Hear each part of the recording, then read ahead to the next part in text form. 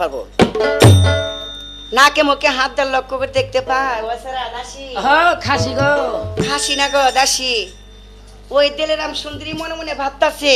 যে অনেকদিন ধরে আমার বিয়ে হয়েছে স্বামীর বাসর ঘর করি নাই মানে স্বামী পাইয়া এইভাবে তখন নাকি স্বামী স্ত্রী দুজনে কিন্তু শিয়া গেছে সব গেছে গা ভুইলা এদিকে নাকে মুখে হাত দেওয়ার লক্ষ্য করে দেখতে পাই স্বামীর বুকে কিন্তু ব্যাবুর ঘুমাইছে দেখা যায়। যখন ব্যাবুর ঘুমাইছে আস্তে করে বোট যেতে তখন কোন কাম করলো পাখির কথা মনে করে ধীরে ধীরে তখন কি সে পাখির কাছে চলে গেল সারিয়া হাজা ইতে দিল রায়া কত নাহি চলে বুক বাসাইলা দিল রাম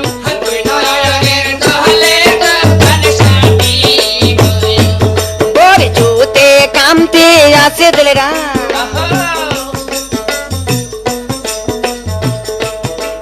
তাই কেমন করে আমার বাসর ঘরে গো দিলে রাম সুখে নিদ্রাই চলে গো এইভাবে দেখো না দেখুন কাম করে পাখির কাছে দেখো পিষ্টে শুয়ার বলে পিষ্টেই যে দেখো না রে জবে শুয়ার বলে আবার পাখিটা দেখো উড়িতে লাগিল পাখিটা যে ধীরে ধীরে উড়িতে লাগিল শূন্য উপরে পাখি যাইতে লাগিল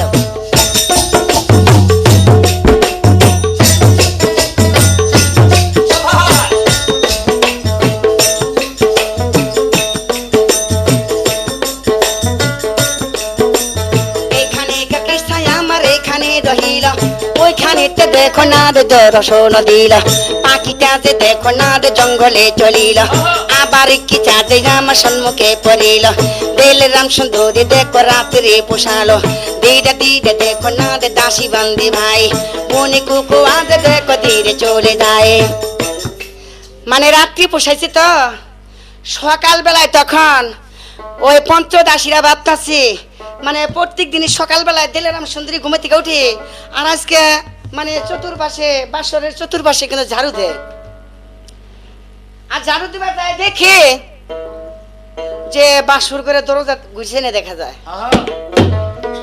যখনই মন্দিরের দরজা গুছিয়ে পেল আজ থেকে পঞ্চদাসী আইসা এইভাবে আরে ফুসকিটা লক করে দেখতে পাই কামের বিনাশ হয়ে গেছে দেখা যায় বিনাশ মানে মানে শরীরে যতগুলা কাপড় চোপড় ছিল উলঙ্গা বেশে দিলেরাম সুন্দরী শুয়ারেছে যখনই উলঙ্গার বেশে শুয়ারেছে দাসী বান্ধি করে আরুষ নাই দূর করে গিয়া শীঘ্র করে তখন এক ওই যে বাচ্চা রানী বরজুতের মা আছে না গো ওই মায়ের কাছে কি ডাক ডাক করতেছে রানী মা কামে সর্বনাশ হয়েছে যে কি হয়েছে যে দিলেরামের বাসর মন্দিরের দরজা ঘুষে নে আর না জেনে ওই মন্দিরে বাকি প্রবেশ করেছিল আর দিলেরামের শরীরে যতগুলা কাপড় চোপড় ছিল উলঙ্গা সে শুয়ারেছে এই শুনে রানী মা রুষ আছে না গো পায়ে রক্ত মাথায় উঠে গেছে ধীরে ধীরে তখন কি রানী মা আস্তে করে চলছে আরো খারাপ হয়ে গেছে ওই যে শিহরিয়ায় উঠে গো ধীরে চলে গো যাই রানী মন্দিরে চলিয়া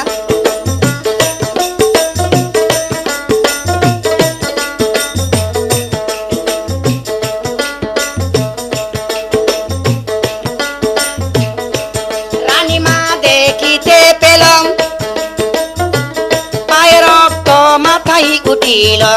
দিলেরাম বলে ডাকে দেই না গিল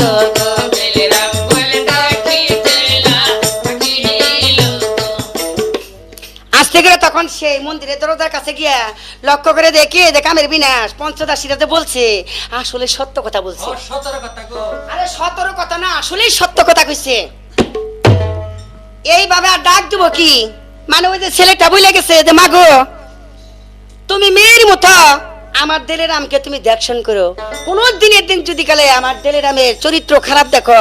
মন্দিরের দরজার কাছে লেখা আছে চরিত্র খারাপ পাইলে 70 খণ্ড করে যমুনাদা বাসায় দিতে বলছে আর ভালো ব্যবহার পাইলে মেয়ের মতো করে আপন করে রাখতে বলছে তাই দিলেরামকে ডাক না দিয়া ছেলের কথা মনে করে চাবুক খানা হাতে তুলে নিল আজ থেকে বৌমাকে ডাক না দেয়া পিষ্ট এইভাবে চাবুক মেরে দিল। যখনই চাবুক মারলো আজ থেকে তখন সে দিলেন আমার সুন্দরী চেতন পাইল। মারে বেহেন না মার বেন না গোয়া